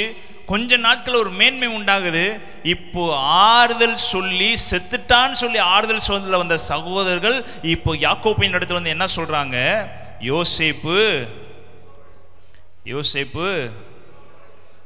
ஹல்லேலூயா, ஹல்லேலூயா, ஹல்லேலூயா. அடுத்த வசனம் வாசிங்க. அப்பொழுது அவன் எகிப்து தேசங்கள் எல்லாம் அதிபதியா இருக்கிறான் என்று அவனுக்கு அறிவித்தார்கள். அவன் இருதயம் மூர்ச்சி அடைந்து அவன் அவர்களை என்னவில்லை. இப்போ துக்கம் தொண்டையை நெருக்கி விட்டது. இது ஒரு நாள் துக்கம் அல்ல, பல வருட துக்கங்களா மாறிடுச்சு. எத்தனை நாள் துக்கமா மாறிடுச்சு? பல வருட துக்கங்களாய் மாறினதுக்கு அப்புறம் ஒருத்தவங்க சகோதரர் சொல்றாங்க, யோசேப்பு மரிக்கவில்லை, உயிரோடு இருக்கிறான், அவன் அதிகாரியா இருக்கிறான் அப்படின்னு சொன்ன உடனே யாக்கோபாவில் என்ன பண்ணவில்லை? நம்ம பல நாள் காத்திருந்து ஒரு காரியம் ஆசீர்வாதமாய் நடக்கும்போது கிள்ளி பார்ப்போம், என்ன உண்மைதானா, இது உண்மைதானா? தேவன் செய்த அப்படிதாங்க செய்வார். கர்த்தர் நன்றி செலுத்துவோம். அவர் செய்த பெருசா செய்வார். பக்கத்தில் சொல்லுங்க, அவர் செய்த எப்படி செய்வார்? பெருசா செய்வார். சின்னதா செய்ய என் தேவனுக்கு தெரியாது. ஹல்லேலூயா, ஹல்லேலூயா. யாக்கோபு எந்த இடத்துலையும் வெட்கப்படவில்லை, எல்லா இடத்துலையும் மேன்மையுள்ள இருந்தான். இப்போ எகிப்துக்கு போனா கூட அவன் சாதாரணமான ஒரு கூலிக்காரனா போய் பிச்சை எடுக்கக்கூடாது. அங்கேயும் அவன் கனவுள்ளவனாய் மாற்றும்படியதாக தேவன் சூழ்நிலை உண்டாக்கினார். துக்கத்தை அனுமதிச்சாரு, வேதனை அனுமதிச்சாரு, இருக்கிற எல்லா காரியத்தை என்ன பண்ணாரு? அனுமதிச்சாரு. எழுதப்பட்டிருக்க அடுத்த வசனங்களை வாசி பார்த்தீங்கன்னா, பார்வோனை யாக்கோபு என்ன பண்ணிக்கிறாரு? ஆசீர்வதிக்கிறாரு. எப்படி ஆசீர்வதிக்கிறாரு? பார்வோனை ஆசீர்வதிக்கிற அளவுக்கு யாக்கோபோட ஸ்டேட்டஸ் உயரணும்னா இடையில என்னத்தை அனுபவிச்சாகணும்? துக்கத்தை அனுபவிச்சாகணும். தன்னுடைய மகனாகிய யோசேப்பை ஒப்பு கொடுத்து தான் ஆகணும். தேவன் எந்த இடத்துலையும் உன்னை கீழே விழ பண்ணுகிறவர் அல்ல. நீங்கள் தேவனை நம்பிருந்தீங்கன்னா எந்த இடத்துல உங்களை கீழே விழுக்காட்டி உங்களை மேன்மைப்படுத்துகிறவர் அல்ல, நேராக கொண்டு போய் மேன்மையில் உட்கார பண்ணவர். யாக்கோபு அனுபவிச்ச பாடுகள் எல்லாம் 20 ஆண்டுகள் இங்கே லாபான் வீட்டில் அனுபவிச்ச எல்லாத்தையும் தேவன் பார்த்து விட்டு அவனை ஆசீர்வச்சிட்டாரு. அதுக்கப்புறம் அவனை கீழே இன்னொருத்தன் போய் லாபான் மாதிரி ஒருத்தன் போய் காலை பிடிக்கும்படி யாக்கோபு உட்கார வைக்கிறவர் இல்லைங்க. அங்கே அதை கொண்டு போய் ராஜாவை உட்கார வைக்க தான் தேவன் சுத்தமாக இருப்பார். ஹல்லேலூயா, ஹல்லேலூயா. லாபான் பட்ட அடிமைத்தன அதிகம். அடுத்து போய் சாப்பாடு இல்லை, தன் தேசம் பஞ்சத்துக்குள்ள விழுந்துருச்சுன்னு சொல்லி போய் பார்வோனோட காலில் யாக்கோபு விழுந்துருவானோ என்று எண்ணி தேவன் பாதையை உண்டு பண்ணார். அந்த பாதை தாங்க யோசேப்பு. ஹல்லேலூயா, ஹல்லேலூயா, ஹல்லேலூயா. உங்களுக்கு துக்கம் வருதுன்னா நீங்கள் யாருக்காலையும் விழாமல் இருக்கும்படியாகத்தான் தேவன் துக்கத்தை உங்களுக்கு அனுமதிச்சிருக்காரு. யாருடைய காலையும் விழுந்து நீங்கள் கெஞ்சக்கூடாது என்பதற்காக தான் தேவன் சில பாடுகள் நமக்கு அனுமதிச்சிருக்காரு. ஹல்லேலூயா, ஹல்லேலூயா, ஹல்லேலூயா. ஒரு சைடு யோசேப்பையும் உருவாக்குறாரு, இன்னொரு சைடு யாக்கோபையும் தேவன் எந்த இடத்திலையும் கீழே விழாமல் பண்ணுகிறார். ஹல்லேலூயா, ஹல்லேலூயா. இப்போ யோசேப்பு அங்கே அதிகாரியே இல்லைன்னா யாக்கோபோட நிலைமை எப்படி இருந்திருக்கும்? போய் பார்வோன்ட்டு போய் என்ன பண்ணியிருக்கணும்? சொல்லுங்க, கெஞ்சி இருக்கணும். என்னுடைய ஜனங்கள் எல்லாம், நான் சம்பாதிச்ச ஜனங்கள் எல்லாரும் அழிந்து கொண்டு இருக்கிறாங்க, எனக்கு ஒரு வேளை சாப்பாடு கொடுங்க, உங்கள் நாட்டில் ஏதாவது ஒரு சின்ன இடத்த கொடுங்க, அங்கே என் ஜனங்களை என்ன பண்ணிட்டு போகட்டும்? வாழ்ந்துட்டு போகட்டும், அடிமைத்தனமாக இருந்துட்டு போகட்டும் என்று சொல்லி கெஞ்சி யாக்கோபு எங்கே விழுந்திருக்கணும்? பார்வோனோட காலில். ஆனால் இப்போ என்ன நடக்குதுங்க? துக்கம்தான் இல்லைன்னு சொல்ல, பக்கத்தில் சொல்லுங்க, துக்கம்தான் இல்லைன்னு சொல்ல, அந்த துக்கத்தை அவர் சந்தோஷம் மாற்றுவார். பார்வோன் எகிப்து நாட்டிலே செழிப்பான நாடு என்ன நாடுனா கோசே நாடு. யாக்கோபு போனனை கொடுத்த நாடு எப்படிப்பட்ட நாடாக இருந்தது? கோசே நாட்டை கொடுத்து அதிகாரியா யோசேப்பை வைத்து பார்வோனை யாக்கோபை கொண்டு கர்த்தர் ஆசீர்வதித்தார். நன்றி சொல்லுத்தோமா? துக்கங்கள் கொஞ்சம், ஆனால் ஆசீர்வாதம் அதிகமாக இருந்தது. கரங்கத்தை நன்றி சொல்லுத்தோமா? அந்த வசனத்தை வாசிங்க. அவர்கள் யோசேப்பு தன்னுடனே சொன்ன வார்த்தைகளை யாவும் அவனுக்கு சொன்ன போதும் தன்னை ஏற்றி கொண்டு போகும்படி யோசேப்பு அனுப்பின வண்டிகளை அவன் கண்ட போதும் அவர்களுடைய தகப்பனாகிய யாக்கோபின் ஆவி இப்போ இத்தனை வருடங்கள் யாக்கோபின் ஆவி எங்க இருந்துச்சு? சொல்லுங்க. யாக்கோபின் ஆவி இடையில பிதாவாகிய தேவன் எவ்வளவோ அவனை தேற்றி இருக்கலாம், எவ்வளோ வாக்கு தத்தத்தை சொல்லியிருக்கலாம், எவ்வளோ வசனத்தை சொல்லியிருக்கலாம். கவலைப்படாத, உன் மகன் ஒரு நாள் உயிரோடு வந்துடுவார், கவலைப்படாத, தேவன் ஒரு காரியத்துக்காக வச்சிருக்கிறாரு, கலங்காதே திகையாதே, நான் உன் தேவனை நடத்துவேன், தாங்குவேன், தூக்குவேன், சுமப்பேன் என்று சொல்லி தன்னுடைய வசனங்களையும் வார்த்தைகளையும் சொல்லி யாக்கோபு என்ன பண்ணியிருக்கலாம்? சொல்லுங்க, பக்கத்தில் சொல்லுங்க. ஒருவேளை சத்தமே கேட்காம இருக்கிறீங்களா? தேவன் பெருசா ஒன்று செய்யப்படுற. கரங்க ரெண்டு சொல்லுத்தோமா? சில சத்தங்கள் நம்ம காதிலே விழுகலைன்னா நீங்க தேவன் மேல நீங்க விசுவாசம் இல்லாமல் போயிடாதீங்க. சத்தம் கேட்கலன்னா தேவன் பெரிய ஒரு முழக்கத்தை நமக்கு வச்சிருக்காருன்னு அர்த்தம். ஹல்லேலூயா, ஹல்லேலூயா, ஹல்லேலூயா. இப்போ அதே சகோதரர்கள் தன்னுடைய பிள்ளைகள் சொல்றாங்க, யோசேப்பு உயிரோடு இருக்கான்னு சொல்லும் போது அவன் நம்பவில்லை. ஆனால் யோசேப்பு அனுப்பின ரதங்களையும், யோசேப்பு அனுப்பின குதிரைகளையும், யோசேப்பு அனுப்பின எல்லா காரியங்களையும் பார்த்ததுக்கு அப்புறம் யோசேப்பு உயிரோடு தான் இருக்கிறான் என்று சொன்ன அடுத்த நிமிடம் யாக்கோபின் ஆவி உயிர்த்தது. ஹல்லேலூயா, ஹல்லேலூயா, ஹல்லேலூயா. துக்கத்துக்கு ஆப்போசிட் என்னங்க? சந்தோஷம். நீ துக்கத்தை அனுபவிச்சியா, தேவன் உனக்கு சந்தோஷப்படுத்த வல்லவராக இருக்கார். கணத்தை சொல்லுத்தோமா? நீ சந்தோஷப்படுகிறது மாத்திரம் இல்லாம உன்னுடைய எதிராளி நாட்டை ஆசீர்வதிக்கிற அளவுக்கு தேவன் உன் தலையை உயர்த்துகிறவராக இருக்கிறாரு. உன் துக்கத்துக்கு பதில் ஆறுதல், உன் துக்கத்துக்கு பதில் சந்தோஷம். ஹல்லேலூயா, ஹல்லேலூயா. பக்கத்தில் பார்த்து சொல்லுங்க, யாக்கோப்பு தேவ பிள்ளை தான், யாக்கோப்பு வாக்குத்தத்தத்தை பெற்றுக்கொண்டவர் தான். நீ போகையிலும் ஆசீர்வதிக்கப்பட்ட, வருகையில் ஆசீர்வதிக்கப்பட்ட, உனக்கு சொன்னதை செய்கிற அளவுக்கு நீ கைவிடுவதில்லை. எல்லாம் சொன்னது யாருக்கு தான் சொன்னார்? யாக்கோபுக்கு தான். ஆனாலும் துக்கம் யாக்கோபு என்ன ஆயிடுச்சு? நெருக்குச்சு. அந்த துக்கத்தை அவர் சந்தோஷமாய் மாற்றினார். ஹல்லேலூயா, ஹல்லேலூயா. சத்தம் கேட்கல, தேவனை கைவிட்டுட்டாரு, தேவனுக்கு வாக்குத்தத்தம் கொடுக்கல, வாக்குத்தத்தத்தை கொடுத்து நிறைவேற்றாமல் போய்விட்டார் என்று நீங்கள் கலங்காதீங்க. நாட்கள் வரும்போது அவர் செய்து முடிக்க வல்லவராக இருக்கிறார்.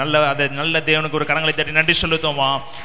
அடுத்து 1 சாமுவேல் 1ஆம் அதிகாரம் 6ஆம் வசனத்தை வாசித்து பார்த்தா ஒரு சம்பவம் எழுதப்பட்டிருக்குது.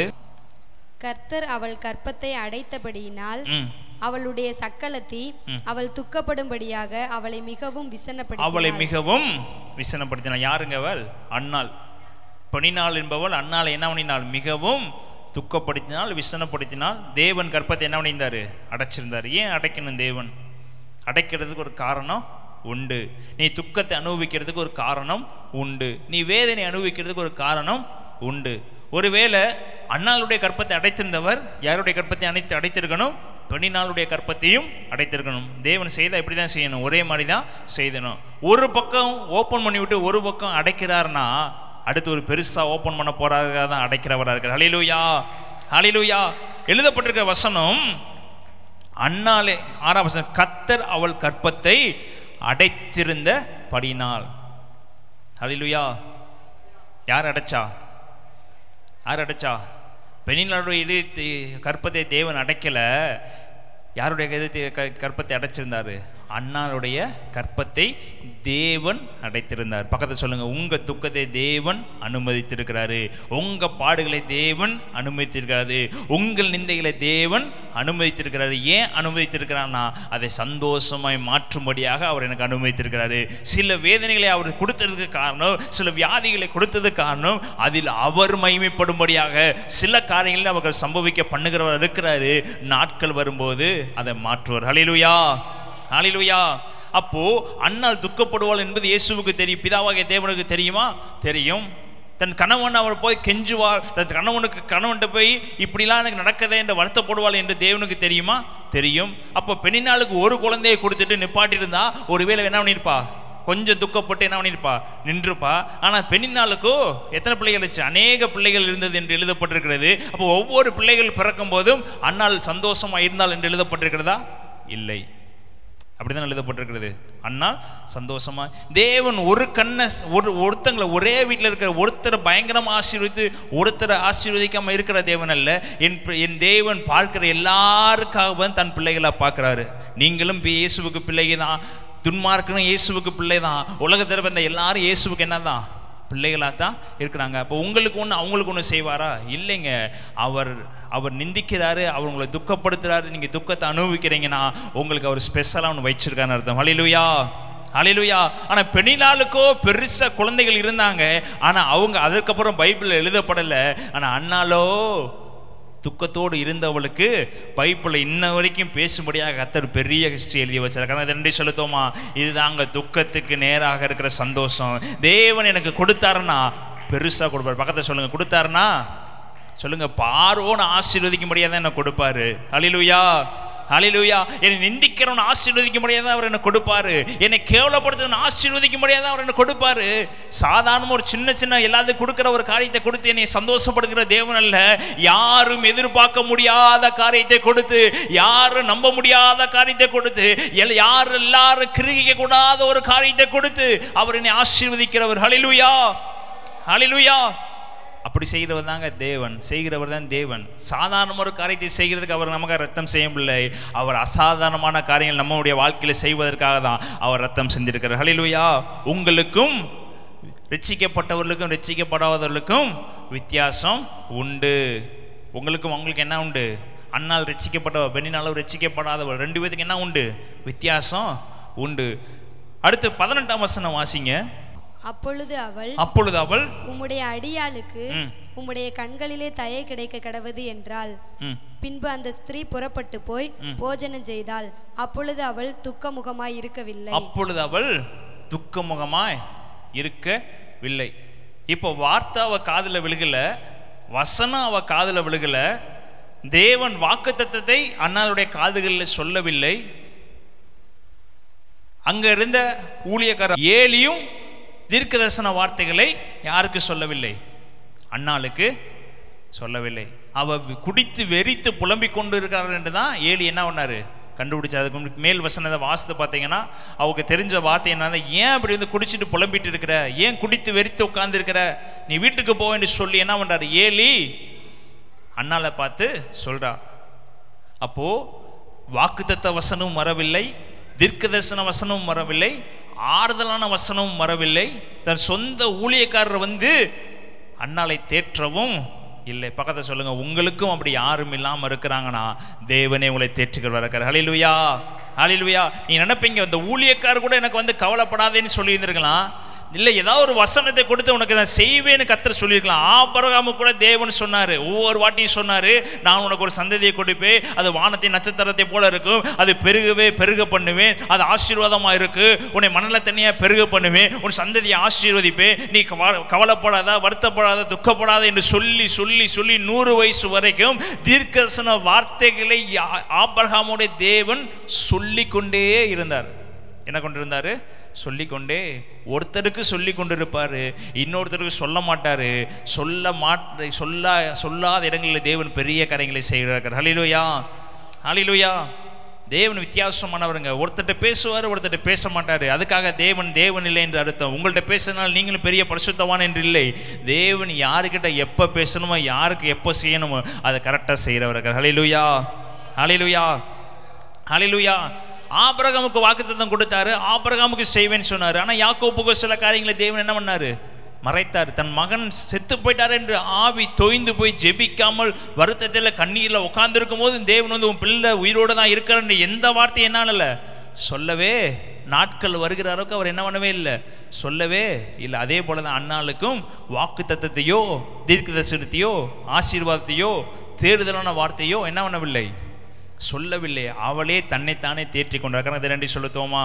நல்ல வேளையில் அவள் தேவனுடைய சமூகத்தில் தன்னுடைய காரியங்களை ஒப்படைத்து விட்டு அவளுக்கு அவளையே தேற்றி கொண்டு, அவளுக்கு அவளே வசனத்தை சொல்லிக்கொண்டு, அவளுக்கு அவளை இனி நான் துக்கமா இருக்க மாட்டேன் என்று சொல்லிக்கொண்டு ஆலயத்தை விட்டு கடந்து சென்று பிறகு என்னவா இருக்கவில்லை, துக்கமுகமாய் இருக்கவில்லை. ஹல்லேலூயா, ஹல்லேலூயா.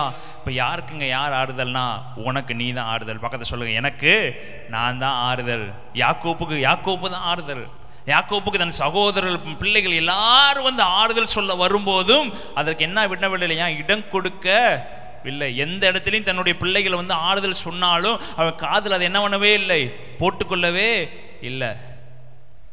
அன்னாளுக்கும் அன்னாலே ஆறுதலாக இருந்தார். கடந்த நன்றி சொல்லுத்தோமா? அவளே அவளுக்குள்ள சொல்லிட்டா, தேவன் எனக்கு செய்வார், தேவனை நடத்துவார், இனி நான் துக்கமுகமாக இருக்க போவதில்லை, நான் சந்தோஷமாய் மாறப்போறேன்னு அவளுக்கு அவளே ஆறுதல் சொல்லிட்டு எப்போ சபையிலேருந்து வெளியே எழுந்து சந்தோஷமாக வெளியே போனாலோ அடுத்த வசனத்தை வாசிங்கன்னா, அவள் அதிகாலையிலிருந்து கர்த்தரை பணிந்து கொண்டு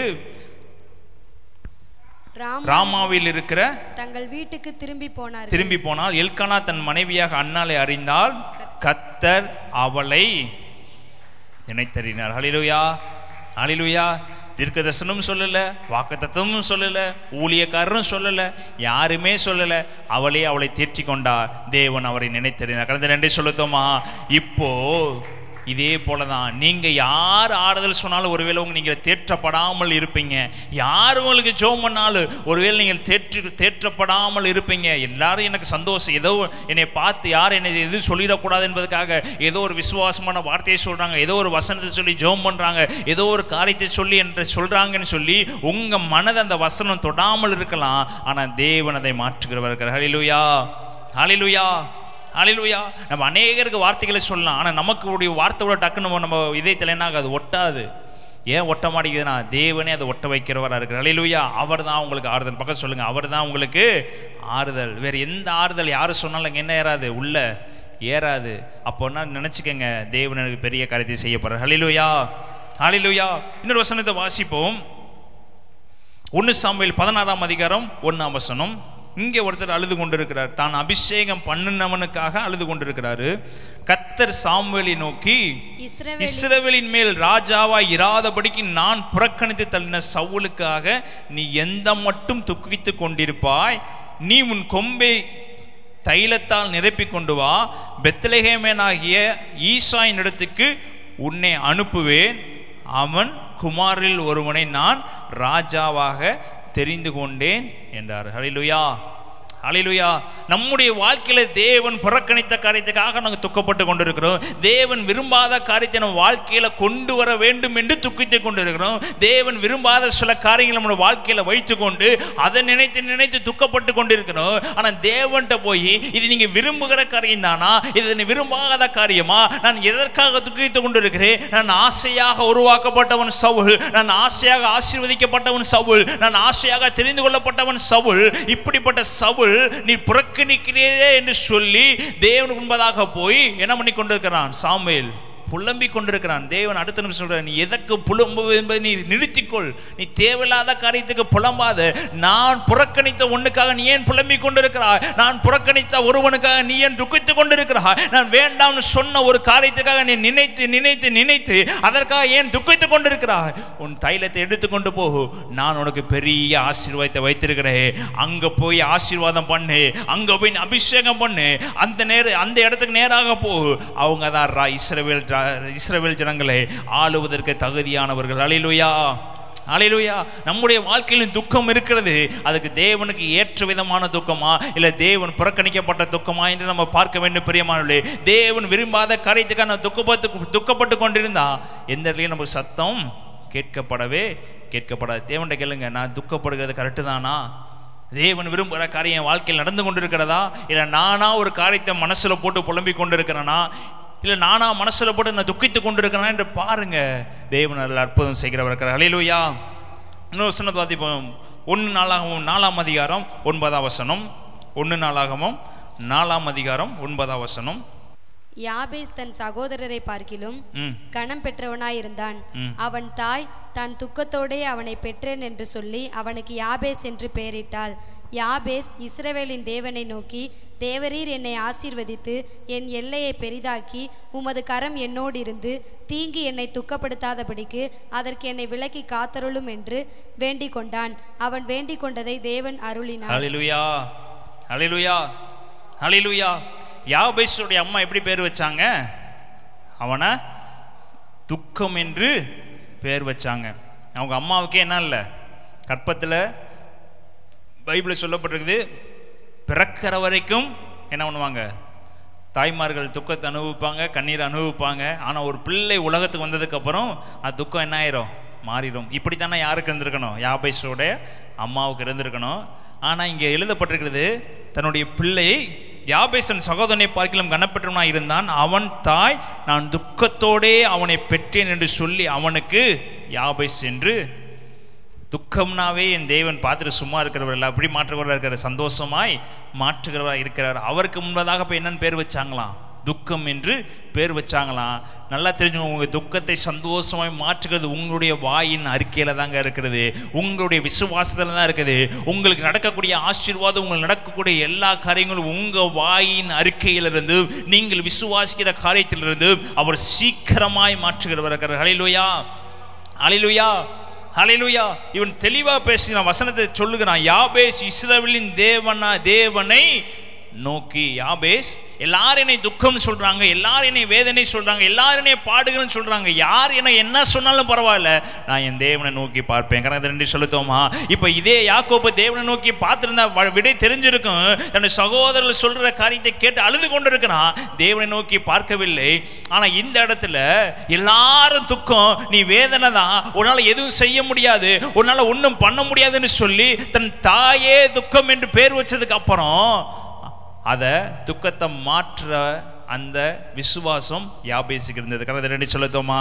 யாபேசு தேவனை பார்த்து சொல்றாரு, யாபேஸ் இஸ்ரவேலின் தேவனை நோக்கி, தேவரீர் என்னை ஆசீர்வதித்து என் எல்லைகளை பெரிதாக்கி உமது கரம் என்னோடு இருந்து தீங்கு என்னை துக்கப்படுத்தாத படிக்கு அதற்கு என்னை விலக்கி காத்தருளும் என்று வேண்டிக் கொண்டான்.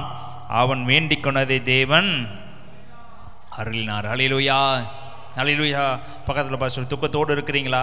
நீங்கள் வேண்டிக் கொண்டதை தேவன் அருளுகிறவராக இருக்கிறாரு. நீங்கள் நினைக்கிற காரியத்தை அதை நிறைவேற்றுகிறவராக இருக்கிறாரு. நீங்கள் விசுவாசிக்கிற காரியத்தை அவர் மாற்றுகிறவராக இருக்கிறாரு. இதுவரைக்கும் அவனுடைய வாழ்க்கை துக்கம், இதுவரைக்கும் அவனுடைய தாயும் அவனுடைய துக்கம் என்று தான் பெயர் வச்சாரு. ஆனால் அந்த துக்கத்தை மாற்றுவதற்கு யாபேஸ் தேவனை நோக்கி விண்ணப்பம் பண்ணி தீங்கினை தொடரக்கூடாது, நான் துக்கத்தோடு இருக்கக்கூடாது என்று சொல்லி தேவனிடத்தில் வாக்குத்தத்தத்தை பெற்றுக்கொண்டவனாக இருந்தான். ஹல்லேலூயா, ஹல்லேலூயா.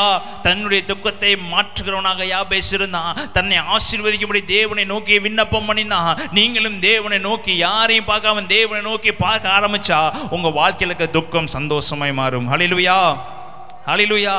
தேவன் ஆசீர்வாதத்தை கொடுக்கிற தேவன். பக்கத்தில் சொல்லுங்க, அவருக்கு ஆசீர்வதிக்க மாத்திரம்தான் தெரியும். அவர் தேவன் எனக்கு உயர்த்த மாத்திரம்தான் தெரியும்.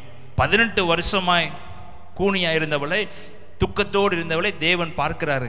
பார்த்துட்டு, நீ 18 வருஷமா இந்த வியாதி உன்னை தொடர்ந்து கொண்டிருக்கிறது, ஒரு ஆவி அவளை என்ன இருக்கிறது பிடித்து கொண்டிருக்கிறது, எவ்வளோ துக்கத்தை அனுபவித்திருப்பா என்று சொல்லி தேவாலயத்தில் வைத்து 18 வருஷமாய், எத்தனை வருஷம்?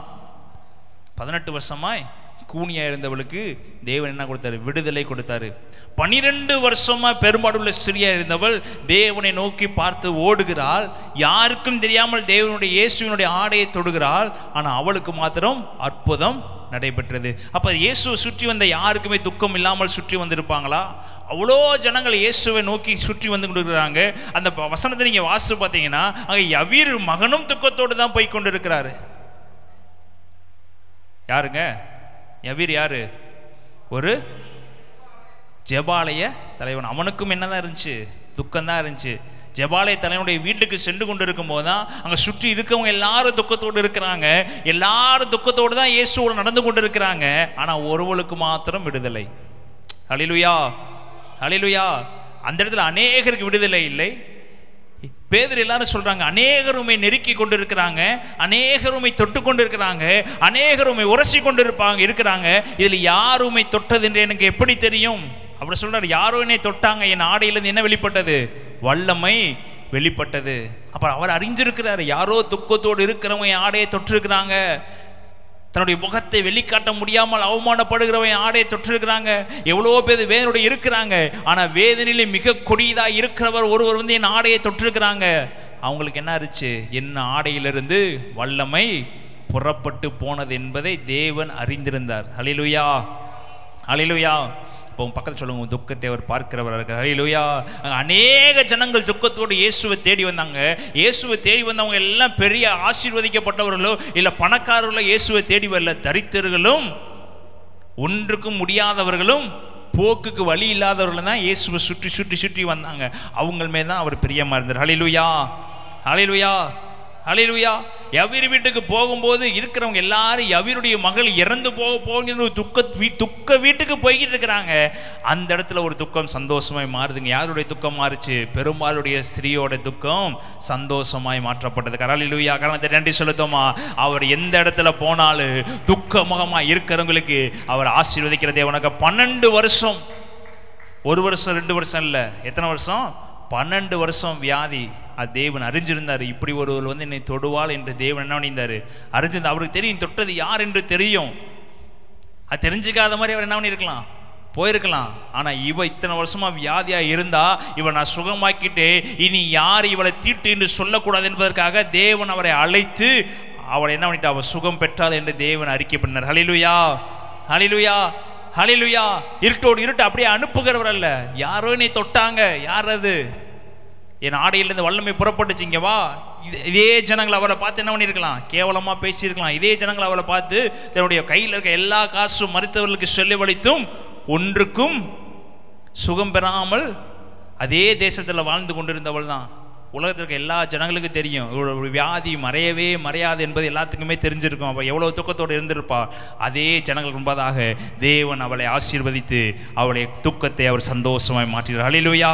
இதே 18 வருஷமாய் பெரும்பாடுள்ள ஸ்திரீ அதே சபையில் வந்து உட்கார்ந்துருக்கிறா. 18 வருஷமா இந்த பலவீனப்படுத்த ஆவி இருந்தது என்று எல்லாருக்கும் தெரிஞ்சிச்சு. எல்லா சபை தலைவருக்கும் தெரிஞ்சு, எல்லா வேத பண்டிதர்களுக்கும் தெரிஞ்சு. யாரும் வார்த்தையோ வசனத்தையோ விசுவாசத்தையோ இல்லை வாக்குத்தத்தையோ அந்த 18 வருஷமா இருந்தவளுக்கு புகுத்தல. தேவன் அற்புதம் செய்வார் என்பதை அவளுக்கு சொல்லல. சொல்லியிருந்தா அவள் விசுவாசம் என்ன பண்ணியிருப்பா? உட்கார்ந்துருப்பா. இயேசு கிறிஸ்து உள்ள வந்தோடனே என்ன பண்ணியிருப்பா? என்னை சுகப்படுத்தும் என்று என்ன பண்ணியிருப்பா? கேட்டிருப்பா. யாருமே தேவன் அற்புதம் செய்கிறார் என்பதை அவளுக்கு சொல்லாதபடினால தன்னுடைய பலவீனம் மாறவே மாறாது, தன் துக்கம் மாறவே மாறாது என்று சொல்லி ஒவ்வொரு வாரம் ஆலயத்தில் வந்து உட்கார்ந்துட்டு போறவளா இருந்தார். ஆனால் தேவன் துக்கத்தை பார்க்கிறவராக இருந்தார். ஹல்லேலூயா. இயேசு துக்கமாக இருக்கிறவர்களை நோக்கி பார்க்கிறவராக இருந்தார். நேராக ஓடி போய் இந்த பலவீனப்படுத்தும் ஆவியை நான் என்ன பண்ணுறேன்? கடிந்து கொள்கிறேன். இனி உன் பலவீனம் மாறும் என்று சொன்னவொன்னே அவருடைய கூனி என்ன ஆயிட்டான்? நிமிர்ந்து நடந்தார். கர்ணர் நடி சொல்லுத்த நல்ல வேளையில் ஜனங்கள் உங்களை பார்த்து விசுவாச வார்த்தையை பேசாமல் இருக்கலாம். சபைக்குள்ள வந்து வாக்குத்தத்த வசனத்தை நீ பெற்றுக்கொள்ளாமல் இருக்கலாம். 18 வருஷமா அவ கண்டிப்பாக சபைக்குள்ள வந்தவ தான். தேவன் ஆசீர்வதிப்பார், அதிசயம் செய்வார், எல்லாம் வசந்த பழைய ஏற்பாடில் நடந்த எல்லா காரியங்களும் தெரிஞ்சவ தான். ஆனாலும் ரியலாக என்ன இல்லை, அற்புதத்தை பார்க்கல. இதன் மூலியமா தேவன் அநேகருடைய துக்கத்தை சந்தோஷமாக மாற்றினார். கடந்த 2 சொல்லுறது நல்ல வேலையில் தேவன் அப்படிப்பட்டவராக இருக்கிறாருங்க. யாருக்குமே அவர் வேதனையை கூட்டுகிறவர் அல்ல. நாட்கள் வரும்போது அதை எப்படி மாற்றுகிறவர் இருக்கிறாரு? சந்தோஷமாய் மாற்றுகிறவர் இருக்கிறாரு. பேதுரு ஆலயத்துக்குள்ளே போகிறதுக்கு முன்பதாக பிறந்த நாள் முதல் இந்நாள் வரைக்கும் சப்பானியாக இருந்த ஒருவன் இருந்தான். ஜபாலயத்துக்கு வெளியே இருந்தான். யாரும் தேவனுடைய வார்த்தையோ அற்புதத்தையோ தேவன் செய்த காரியத்தையோ யாருக்கு வெளிப்படுத்தலை? சப்பானிக்கு வெளிப்படுத்தலை. அவனுடைய வாழ்க்கையில் துக்கம் எப்படிப்பட்டதாக இருந்திருக்கும் பாருங்க. ஒருவேளை துக்கம் இல்லாமல் இருந்தால் கடைசி வரை சப்பானியை வீட்டில் உட்காந்துருக்கலாம். வீட்டில் இருக்கிறவங்க எல்லாம் அவனை பராமரிச்சிருந்தாங்கன்னா அவன் ஜெபாலயத்தில் வந்து பிச்சை எடுக்க வேண்டிய அவசியம் இல்லை. வீட்டில் இருந்தவங்களாம் அவனுக்கு சோறு போட்டிருந்தாங்கன்னா அவன் பிச்சை எடுக்க வேண்டிய அவசியம் இல்லை. ஆனால் திமிர்வாத காரணன் என்ன எதில் தூக்கிட்டு வந்தாங்க? ஒரு கட்டில் தூக்கிட்டு வராங்க. அப்போ அவனுக்கு கூட ஒரு 4 பேர் கூட இருக்கிறாங்க. தூக்கிட்டு போய் அற்புதத்தை பெற்றுக் கொடுக்க வேண்டும் என்று அவனை பார்த்து கொள்ளும்படி, அவனுக்கு சாப்பாடு போடும்படி, அவன் திமிர்வாதமாய் படுத்திருக்கவனை பார்த்து கொள்ளும்படி ஒரு 4 பேர் இருந்தாங்க. ஆனால் இங்கே வெளியே படுத்திருக்க சப்பானியை பார்த்துக்கொள்ள யாரும் இல்லை, ஒருவருமே இல்லை. பிறந்த நாள் முதல் சப்பானி இருந்தவனை தேற்றும்படி ஒருவருமே இல்லை. இல்லாதபடினால தான் அவன் எங்கே வந்து பிச்சை எடுத்து கொண்டிருக்கிறான்? ஆலய வாசலில் வந்து பிச்சை எடுத்து கொண்டிருக்கிறான். அவனுடைய துக்கம் எப்படிப்பட்டதாக இருந்துச்சு? பேதுரு என்ற ஊழியக்காரர் வருகிற ஊழியக்காரரையும் அற்புதம் செய்கிற வரங்கள் வல்லமையில் இருக்கு என்பதை அவன் அறியாதபடினால் உங்களிடத்தில் என்ன இருக்குதா என்று பிச்சை கேட்டுக்கொண்டிருக்கிறான். அப்போ இதுக்கு என்பதாக எவ்வளவோ ஊழியக்காரங்கள் வந்திருப்பாங்க, தேவன் அற்புதம் செய்தார் கேட்டிருப்பாங்க, எல்லாம் பண்ணியிருப்பாங்க. ஆனால் தனக்குள்ள இந்த விசுவாசம் இல்லாத அப்படினால் யார் என்னை தேற்றுவாங்க? என் துக்கம் இத்தனை நாள் வரைக்கும் நடந்து கொண்டிருக்கிறது, ஒருவர் என்னை பார்த்து ஆறுதல் கூட சொல்லவில்லையே, ஒரு தேர்தல் கூட சொல்லவில்லையே, என் வாழ்க்கையில் சந்தோஷம் வருமா என்று எண்ணி அவன் என்ன பண்ணி கொண்டிருக்கிறான்? பேதுரு வந்த போதும் இனிமேடுங்க வாழ்க்கையில் எப்படி துக்கம் சந்தோஷமாக மாறும் என்று அவனுக்கு தெரியாதபடினால பிச்சை கேட்டு கொண்டு இருக்கிறான். ஆனால் பேதுரு சொல்கிறார், என்கிட்ட காசோ பணமோ இல்லைங்க, என்கிட்ட இருக்கிற தேவனை ஒன்றை கொடுக்குறேன் என்று சொல்லி என்னிடத்தில் இருக்கிறதை உங்களிடத்தில் தருகிறேன். அவன்கிட்ட என்னங்க இருந்துச்சு? இயேசு இருந்தார். தன்கிட்ட இருக்கிறது எல்லாத்தையும் யார்கிட்ட கொடுத்தான்? பணங்கள் இருந்திருந்தால் எல்லாத்தையும் தூக்கி கொடுத்துருப்பான். எனக்கு அது முக்கியம் இல்லை, இவன் சுகப்பெற வேண்டும் என்று விரும்புகிறேன் என்று சொல்லி தன்னிடத்தில் இருக்கிற அபிஷேகத்தை தூக்கி அந்த சப்பானி மேலே வைத்தான். அவன் குதித்து எழுந்து ஓடி போனான். ஹல்லேலூயா, ஹல்லேலூயா, ஹல்லேலூயா. இதுதாங்க சந்தோஷம். அந்த ஜெபாலயத்தில் இருந்த எல்லாரும் அவனை பார்த்து ஆச்சரியப்பட்டார்கள். எப்படி நடந்தது? விசுவாசம் இருந்தால் அவன் வாழ்க்கையில் இருக்க துக்கம் சந்தோஷமாய் மாறும். தேவன் மேல் பற்றுதல் இருந்தால் அவன் வாழ்க்கையில் இருக்க பலவீனம் சந்தோஷமாய் மாறும். தேவன் அப்படி செய்கிறவர் இருக்கிறார். ஹல்லேலூயா, ஹல்லேலூயா, ஹல்லேலூயா. சந்தோஷமாக கொடுங்க. என்கிட்ட இருக்கிறது அபிஷேகம் இருக்குதா கொடுங்க, வல்லமை இருக்கிறதா கொடுங்க, கிருபை இருக்கிறதா கொடுங்க. அந்த இடத்துல பார்த்து நான் இவங்களுக்கு ஆசீர்வதிவேன், பெரியவன் ஆயிடக்கூடாது என்ற எண்ணம் பேதருக்கு இல்லை. தேவன் தரித்திரர்களை தேடி பார்த்து அவங்க ஒவ்வொருடைய ஆசீர்வதித்தார். பெருமைக்காக ஆசீர்வதிக்கிறார். அவங்க துக்கத்தை பார்த்து அவங்க இனி வாழ்க்கையில் துக்கப்படக்கூடாது என்பதற்காக அவர்களை ஆசீர்வதித்து எழுப்பினார். ஹல்லேலூயா, ஹல்லேலூயா. ஆக ஏசப்பா துக்கத்தை பார்க்காமையே வந்துட்டாரா? ஏசப்பாக்கு எப்படி தெரியும்? அவர் துக்கத்தை அனுபவிச்சா தானே ஏசப்பாக்கு தெரியும். அவர் உலகத்திலேருந்து நேராக இறங்கி வந்தவர் தானே, அவருக்கு எப்படி துக்கம் தெரியும் என்று பார்க்குறீங்களா? எடுத்து வாசிப்போம். மத்தேயு 26ஆம் அதிகாரம் 37ஆம் வசனத்தை வாசிங்க. இயேசு இந்த வாழ்க்கையில் துக்கத்தை அனுபவித்தவராக தான் இருந்தார். துக்கத்தை அனுபவிக்கும் என்பதாகவே ஒரு மகாபெரிய துக்கம் அவர்கள் வந்தது. மத்தேயு 26ஆம் அதிகாரம் 37ஆம் வசனம். பேதுருவையும் செபெதேயுவின் குமாரர் இருவரையும் கூட்டிக் கொண்டு போய் துக்கமடையவும் வியாகுலப்படவும் தொடங்கினார். அப்பொழுது அவர், என் ஆத்துமா மரணத்துக்கு ஏதுவான துக்கம் கொண்டிருக்கிறது, நீங்கள் இங்கே தங்கி என்னோட விழித்திருங்கள் என்று சொல்லி சற்று அப்புறம் போய் முகங்குப்புற விழுந்து, என் பிதாவே, இந்த பாத்திரம் என்னை விட்டு நீங்க கூடுமானால் நீங்கும்படி செய்யும், ஆகிலும் என் சித்தத்தின்படி அல்ல உம்முடைய சித்தத்தின்படியே ஆக கடவது என்று ஜெபம் பண்ணி, உம்முடைய சித்தத்தின்படி ஆக கடவது என்று ஜெபம் பண்ணி. அவருக்கு எல்லா வல்லமைகளும் இருக்குது, எல்லா வரங்களும் இருக்குது. பிதாவுடைய பையன் அவர் வாழ்க்கையிலையும் துக்கம், வியாகுலம், வேதனை, கண்ணீர் எல்லாம் இருந்துச்சு. அவருக்கு சொல்றாரு, பேதுரு கூட இருக்கிறத கூட்டிட்டு போய் கொஞ்ச நேரமாவது விழித்திருந்து என்ன பண்ணுங்க, ஜெபம் பண்ணுங்க. நான் துக்க முகத்தோடு இருக்கிறேன், நான் வியாகுலப்பட்டு இருக்கிறேன், நான் கண்ணீரோடு இருக்கிறேன், எனக்காக கொஞ்சம் என்ன பண்ணுங்க, ஜெபம் பண்ணுங்க என்று சொல்லி கூட்டிட்டு போறாரு.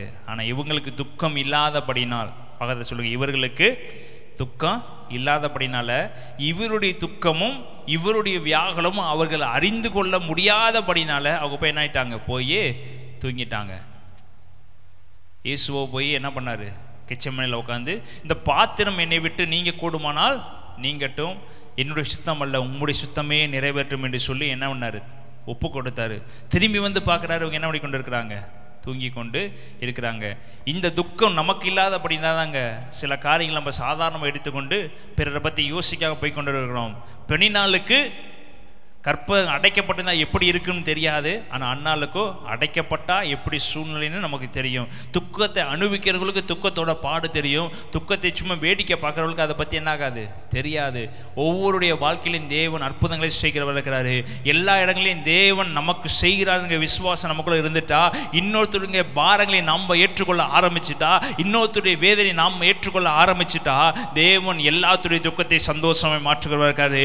எல்லாரும் ஒருவரில் ஒருவர் அன்பு என்று சொல்வது காரணம், அன்பு என்பது சகலத்தையும் தாங்கும், சகலத்தையும் தரிக்கும். உங்க வாழ்க்கையில் இருக்க துக்கத்தை நீங்கள் மற்றவர்கள் அறிந்து கொண்டு அவர்களுக்காக நீங்க விண்ணப்பம் பண்ணும்போது தேவன் அதை என்ன பண்ண மாற்றுகிறவர் இருக்காரு. தேவனுக்கு, இயேசுவுக்கு தெரியும், இவர்களை கூட்டி கொண்டு போய் ஜெபிக்க வேண்டிய அவசியம் இல்லை, தன்னுடைய வாழ்க்கையில் இருக்க துக்கத்தை ஷேர் பண்ண வேண்டிய அவசியம் இல்லை. இவர்களாவது எனக்காக ஜெபம் பண்ணுவாங்களா, இவங்க என்னால் ஜெபம் பண்ண முடிகிற அளவுக்கு எனக்கு தெம்பு இல்லை, நான் ஜெபம் பண்ண முடிகிற அளவுக்கு என்னால் என்னோட ஸ்ட்ரென்த் இல்லை, நான் போய் தேவனுடைய அழுக போகிறேன், வாய் விட்டு என்னால் கதற முடியாது என்று சொல்லி வியாகுலப்பட்டு துக்கம் அடைந்து தன்னால் முடியாதபடினால தான் ஒரு 3 பேர் பண்ணிட்டு போறாரு, கூட்டிட்டு இவங்களாவது எனக்காக கொஞ்ச நேரம் என்ன பண்ணுவாங்க, ஜெபம் பண்ணுவாங்க. அவருக்கே சப்போர்ட் தேவைப்படுச்சு, கூட 2 பேர் ஜெபிக்க வேண்டும் என்கிற எண்ணம் இயேசுவுக்கே தன்னால் முடியல. அந்த அளவுக்கு அவர் வியாகுலப்பட தொடங்கிட்டாரு. தன்னுடைய கைகள் நரம்புகள் எல்லாம் ரத்தம் என்ன ஆயிடுச்சு, வெளிவர ஆரம்பிச்சிருச்சு. அப்போ எப்படியேப்பட்ட துக்கத்தை தேவன் அனுபவிச்சுப்பாரு பாருங்க. அதற்கப்புறம் தான் அடிக்கப்பட்டது, நொறுக்கப்பட்டது எல்லாம் அதற்கப்புறம் தான். அதற்கு முன்பதாகவே கொடியதான துக்கத்தை அவர் என்ன பண்ணிட்டாரு, மனதளவில் அனுபவிக்க ஆரம்பிச்சிட்டாரு. அனுபவிக்க ஆரம்பிச்சனால தான் வேர்வை துளியிலிருந்து என்ன வந்தது, ரத்தம்.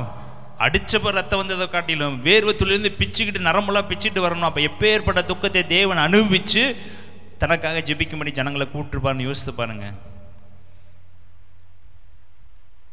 பக்கத்தில் சொல்லுங்க, உங்கள் துக்கத்தை நான் ஏற்றுக்கொண்டு ஜெபிக்க போகிறேன், தேவனை சந்தோஷம். பக்கத்தில் சொல்லுங்கள், உங்களுக்காக இன்னைக்கு நான் ஜெபிக்க போகிறேன், உங்கள் சுற்றி இருக்கவங்க நான் ஜெபிக்க போகிறேன். அதுக்காக தாங்க நம்ம ஒரு சகோதரத்துவத்தை கர்த்தர் சபையில் உண்டு பண்ணியிருக்காரு. ஒருவருக்கு ஒருவர் சகோதர சகோதரி உண்டு பண்ணது காரணம், ஒருவருக்காக ஒருவர் என்ன பண்ணுங்க, ஜெபம் பண்ணுங்க, ஒருவரை ஒருவர் என்ன பண்ணுங்க, தாங்குங்க, ஒருவர் தூக்குங்க. இதுக்காக தான் தேவன் எல்லாத்தையும் என்ன பண்ணியிருக்காரு, ஒரே கூடாரத்தில் உட்கார பண்ணியிருக்காரு. நம்ம சேர்ந்து ஜெபிக்கும் போது நம்ம சபையில் இருக்க எல்லா துக்கத்தையும் அவர் சந்தோஷமாய் மாற்றுகிறார். அந்த 2 சொல்லுத்தோமா, நாங்கள் ஜெபிக்கிற எல்லா காரியத்தையும் தேவன் வாய்க்க பண்ணுகிறவராக இருக்கிறாரு. என் ஜெபத்துக்கு தேவன் பதிலளிக்கிறவர் இருக்கிறார். யாபேசு தைரியமாக சொல்கிற, தேவனை நோக்கி எனக்கு வியாகுலம் உண்டாகாதபடி, எனக்கு துக்கம் உண்டாகாதபடி, என் எதிரிகள் என்னை மேற்கொள்ளாதபடி எனக்கு செய்யும் என்று சொல்லும் போது தேவன் அப்படியே செய்து முடித்தாரு. அதே தேவன் இன்றும் உயிரோடு இருக்கிறாரு. நீங்கள் சுற்றி இருக்கிறவங்களை பார்த்து ஜெபம் பண்ணும்போது, என் சபையில் இருக்கிற யாரும் துக்கத்தோடு இருக்கக்கூடாது, என் சபையில் இருக்கிற யாரும் வேதனோடு இருக்கக்கூடாது, சபையில் இருக்கிற யாரும் கண்ணீரோடு இருக்கக்கூடாது. தேவாதி தேவனே, இவர்கள் இருக்கிற எல்லா பலவீனத்தையும் மாற்றும் என்று சேர்ந்து ஜெபிக்கும் போது தேவன் அற்புதத்தை செய்கிறவர் இருக்கிறாரு. எரிக்க கோட்டை எப்படி விழுந்தது என்றா, எல்லாரும் சேர்ந்து போய் எக்காலத்தை ஊத ஆரம்பிக்கும் போது எல்லாரும் சேர்ந்து தேவனை நோக்கி பார்க்க ஆரம்பிக்கிறது.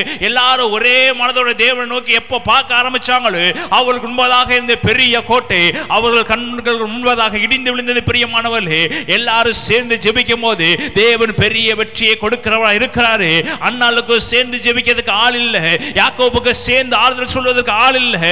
பைபிள் இருக்க அநேகர் துக்கத்தோடு இருந்தவங்களுக்கு சேர்ந்து ஆறுதல் சொல்வதற்கு ஆள் இல்லாம தான் அவங்களுடைய வாழ்க்கை துக்கம் நிறைந்ததா இருந்தது. ஆனா உங்களுக்கோ எனக்கோ இயேசு ரத்தத்தை சிந்தி உங்களுக்காக எனக்காக அவர் அடிக்கப்பட்டு உங்கள் துக்கத்தை எல்லாவற்றையும் அவர் மாற்றிவிட்டாரு. உங்களுக்காக அவர் பரிந்து பேசிவிட்டாரு. உங்களுக்காக அவர் ரத்தம் சிந்தி விட்டாரு. பக்கத்தில் சொல்லுங்க, உங்கள் துக்கத்தை சந்தோஷமாய் மாற்றும்படியாக என் தேவன் எல்லாவற்றையும் சிலுவையில் முறிந்து விட்டாரு. இனி உங்கள் துக்கம் சந்தோஷமாக எல்லா எளிமையும் நல்ல வெல்ல என் துக்கத்தை அவர் மாற்றுகிற தேவனா இருக்கிறாரு. அந்த தேவாதி தேவனுக்கு நீங்களோ சந்தோஷமாய் மாற்றப்படுவீர்கள். உங்கள் துக்கம் சந்தோஷமாய் மாறு. உங்கள் சுற்றி இருக்கிறவங்களாம் உங்கள் பார்த்து ஆச்சரியப்படும்படியாக இந்த ஆண்டு இந்த மாது உங்கள் துக்கத்தை அவர் சந்தோஷமாய் மாற்றுகிறார். கரங்களை தட்டி இந்த நல்ல வேலை எங்கள் நேசிக்க நண்பின் பரலோக எஜமானனே, நல்ல வேலைக்கு நன்றி செலுத்துகிற ராஜா. இங்கே கண்ணீரோடு வேதனையோடு துக்கத்தோடு வந்த ஒவ்வொருவரையும் ஆசீர்வதிப்பீராக ராஜா. அவங்க பலவீனங்கள் எல்லாவற்றையும் எடுத்து போடுவீராக. கண்ணீர் எல்லாவற்றையும் எடுத்து போடுவீராக ராஜா. அவங்க வாழ்க்கையில் இருக்க எல்லா துக்கத்தையும் இயேசுவின் நாமத்தில் சந்தோஷமாய் மாற்றுவீராக. பிரச்சனைகள் போராட்டங்கள் எல்லாவற்றையும் எடுத்து ராஜா. வெளியே சொல்ல முடியாத பாவங்கள், வெளியே சொல்ல முடியாத கண்ணீர்கள், வெளியே சொல்ல முடியாத ராஜா போராட்டங்கள் எல்லாவற்றையும் இயேசுவே விடுவிப்பீராக என்று ஜெபிக்கிறேன் ராஜா. ஒரு நல்ல சுகத்தை கட்டளை கொடுப்பீராக.